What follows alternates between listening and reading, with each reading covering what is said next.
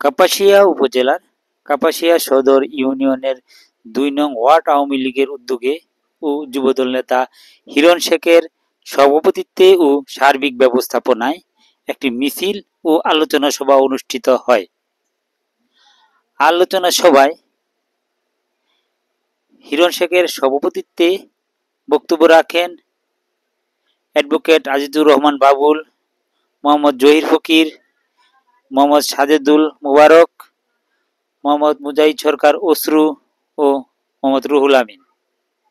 এ সময় আরো উপস্থিত ছিলেন মোহাম্মদ নুরুদ্দিন প্রধান, মোহাম্মদ আমানুল্লাহ ফকির, মোহাম্মদ মানিক বাদশাহ, আবুল কাশেম। আলোচনা সভার পূর্বে কাপাসিয়া ডাকবাংলো মোড় হতে একটি মিছিল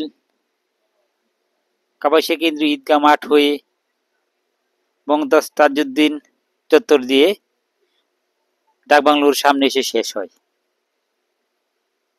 আলোচনা সভায় প্রধান অতিথির বক্তৃতায় অ্যাডভোকেট আজিজুর রহমান বাবুল জানান, আগামী 11 অক্টোবর ব্রিগেডিয়ার জেনারেল অবসরপ্রাপ্ত আসমা হান্নান শাহর স্মরণ সভা উপলক্ষে আয়োজিত সমাবেশ ও কে সফল করতে সকলকে ঐক্যবদ্ধভাবে কাজ করতে হবে এবং আগামী জাতীয় সংসদ নির্বাচনে কাপাসিয়া সদর ইউনিয়ন থেকে বিপুল ভোটে ব্রিগেডিয়ার জেনারেল অবসরপ্রাপ্ত আসম হান্নান শাহর সুযোগ্য পুত্রকে বিপুল ভোটে নির্বাচিত করতে হবে। এ সময় আগত নেতাকর্মীর উদ্দেশ্যে অ্যাডভোকেট আজিজুর রহমান বাবুল আরো বলেন, সম্মানিত সভাপতি উপস্থিত কাপাসিয়া উপজেলা বিএনপি এবং ইউনিয়ন বিএনপি তথা অঙ্গ সংগঠনের বিভিন্ন পর্যায়ের নেতৃবৃন্দ, সবাইকে আমার সালাম ও অভিনন্দন।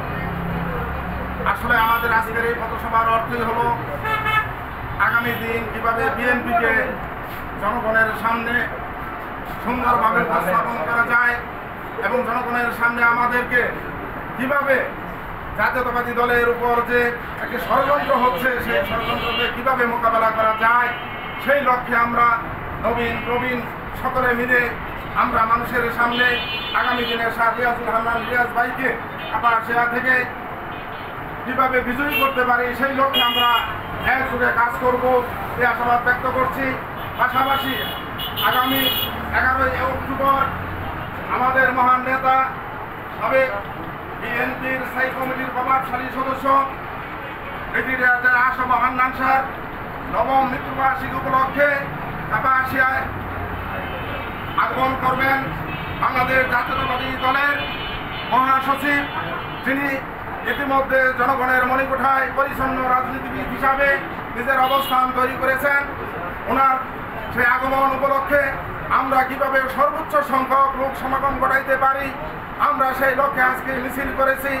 এইভাবে আমরা 11 তারিখের আগ পর্যন্ত আমরা সকলেই ঐক্যবদ্ধভাবে এই মেসেজটা দিয়ে যাব, যাতে সকলেই জানে আগামী 11 তারিখে মহান নেতা ব্রিগেডিয়ার আসম হান্নান শাহর স্মরণ সভা, সেই স্মরণ সভাকে কাপাসিয়ার মানুষ স্মরণীয় করে রাখবে এবং সকলে স্বতঃস্ফূর্তভাবে অংশগ্রহণ করে সেই স্মরণ সভাকে স্মরণীয় করবে।